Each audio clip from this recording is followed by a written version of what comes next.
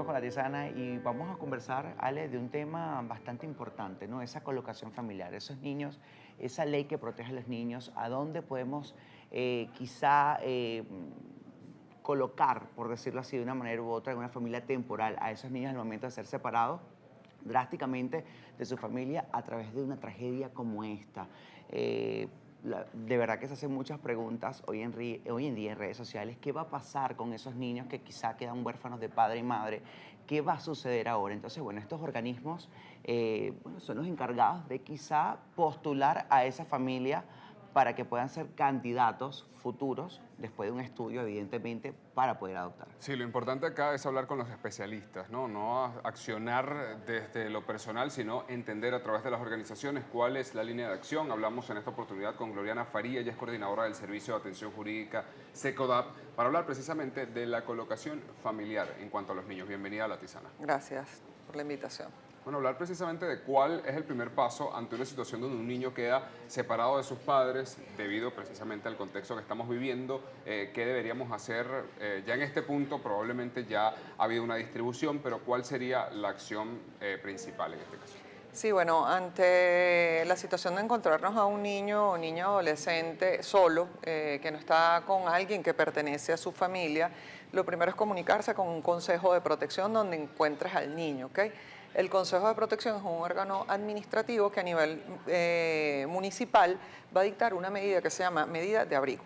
La medida de abrigo es una medida temporal que dura 30 días mientras se hace la localización de la familia extendida, de origen extendida. ¿Cuál es la familia de origen extendida? Tíos, tías, primos, primas, abuelos, inclusive podríamos hablar en este caso hasta de cuarto grado de consanguinidad. Sin embargo, también podríamos tener la figura de los padrinos, de las madrinas, ¿no? En este caso, si no se consigue a nadie de esa familia, el niño debería pasar a una modalidad de colocación familiar. La colocación familiar solo y únicamente la puede dictar un juez o jueza, es decir, un tribunal de protección de niños, niñas, adolescentes, ¿ok? Estas familias, o puede haber dos modalidades. La primera, que sería la más indicada o la que sería ideal, es que el niño pudiese ir, si no tiene absolutamente ninguna familia, a estar con una familia sustituta. La familia sustituta debería inscribirse, son familias comunes que se inscriben en un programa de familias sustitutas que tienen que estar registradas preferiblemente ante el registro de familias elegibles que lleva el IDENA y que tienen que haber realizado un curso para poder optar a ser familias elegibles. ¿Por qué? Porque tiene que haber un equipo multidisciplinario compuesto por psicólogos, trabajadores sociales, abogados, que vean cuál es la factibilidad de que esta familia pueda recibir a un niño, niña o adolescente, ¿ok? ¿Esto sería la figura de la adopción o es No, distinto? es distinta. La familia sustituta no es una familia que va a adoptar al niño. La familia sustituta es una medida temporal, es decir, a través de la colocación familiar el niño está con esta familia y esto es revisado hasta 4 veces al año por el juez para ver cómo se encuentra el niño. Posterior a esto podría darse la posibilidad de una adopción. La adopción requiere previamente que puedas pasar por este tema de la colocación familiar. Nunca la adopción es de carácter automático. Ahora bien, estos organismos que estudian al momento de quizá llevarlo a una familia sustituta, porque si evidentemente, bueno, no va a los vínculos sanguíneos, como lo acabas de comentar, pero supongamos que ese vínculo sanguíneo no quiera tener esa responsabilidad por X, Y o Z, que pasa muchísimo. ¿Qué pasa en ese caso? ¿Qué se encarga el organismo quizá de estudiar a nivel familiar a esas familias sustitutas que están inscritas, como tú lo comentas? ¿Qué estudian? Tengo entendido que en otros países quizá te estudian económicamente, cuál es ese vínculo familiar, antecedentes. En este caso, acá en Venezuela, ¿cómo se realiza algo que no es comúnmente visto, ¿no? Sí, bueno, puede existir la posibilidad de que esta familia de origen extendida, bien sea tíos, primos, abuelos, no tenga la posibilidad o no desee recibir al niño y no es de carácter obligatorio. En ese caso se procede a la colocación en familia sustituta o en entidad de atención, que es si no hay una familia sustituta donde pueda estar el niño iría a colocación familiar en entidad de atención, que es esto que anteriormente se conocía como albergues. Hablamos que el IDENA tiene entidades de atención, hogares Bambi, aldeas infantiles, Fundana, esos son entidades de atención. Ahora bien, sí se debe hacer un estudio, como decía, por un equipo multidisciplinario. Sin embargo, la condición de pobreza no limita que tú puedas ser una familia sustituta. Hay una creencia entre la población de que si no soy una persona que tengo unos ingresos económicos altos, no puedo ser familia sustituta, y no es cierto. Es una figura que es poco utilizada en Venezuela o poco difundida o hecha la invitación a que seamos familias sustitutas, y yo creo que eso es algo que es importante porque es una manera de que el niño no entre a estar en una entidad de atención, es una manera más cercana a tener o vivir en familia. Sí, sobre todo después del trauma, o sea, porque, a ver, en una condición de separación familiar que no es la que estamos viviendo, porque acá estamos hablando de que se le suma el trauma de pronto el derrumbe, la pérdida de los familiares, creo que eso agrega un grado de complejidad, ¿no? Sí.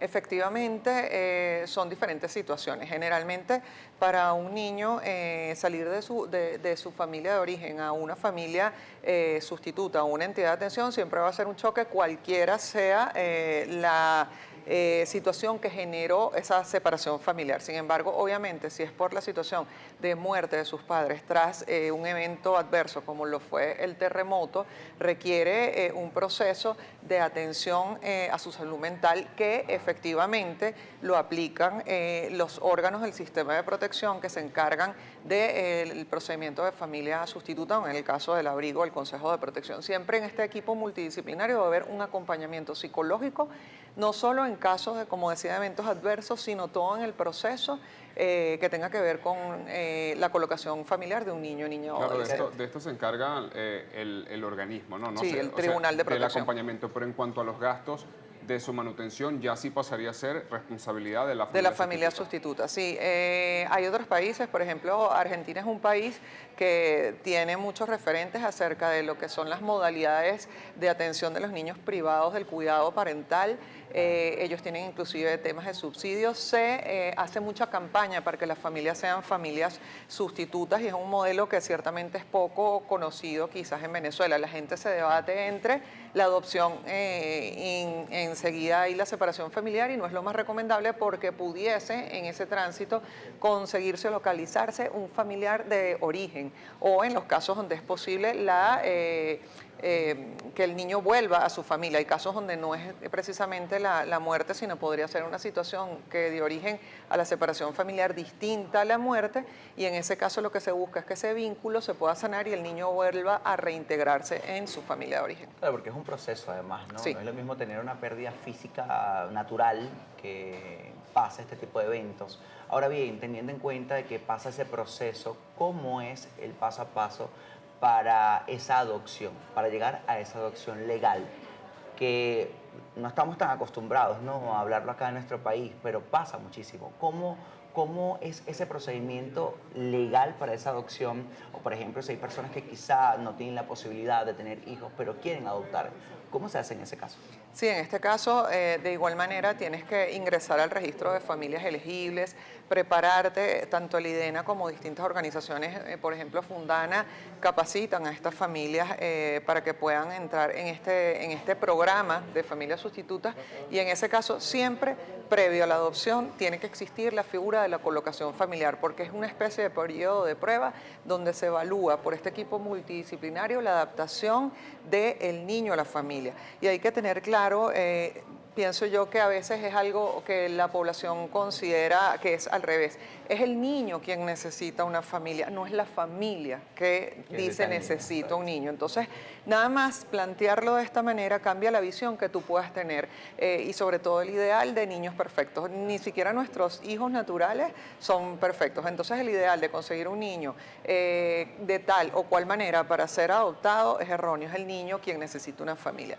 Ahí es importante tener presente que existen unas directrices emanadas de Naciones Unidas que tienen que ver precisamente con una resolución que habla de todas estas recomendaciones para llevar el tema de la separación familiar. La LOMNA, bueno, la ley nacional establece claramente cuáles son los pasos, cuáles son todos estos trámites que se tienen que realizar. Sin embargo, estas directrices de Naciones Unidas para los niños que están separados de su familia de origen, te dice precisamente o te orienta, aunque no son obligatorias, cuál debería ser la medida más adecuada para estos niños, niñas, adolescentes.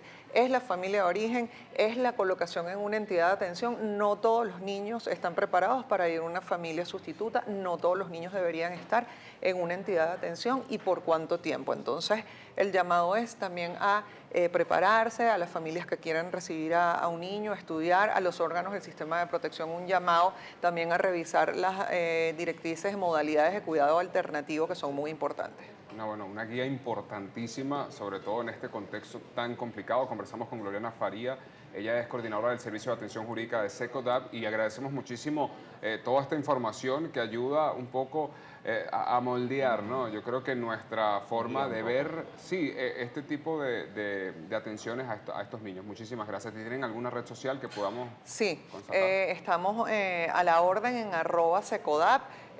Allí pueden encontrar nuestros números, tanto del servicio de atención jurídica como el servicio de atención psicológica, que son totalmente gratuitos. Podemos orientarlos acerca de cualquier situación de este tipo y cualquier vulneración o amenaza ante los derechos de niños, niñas y adolescentes.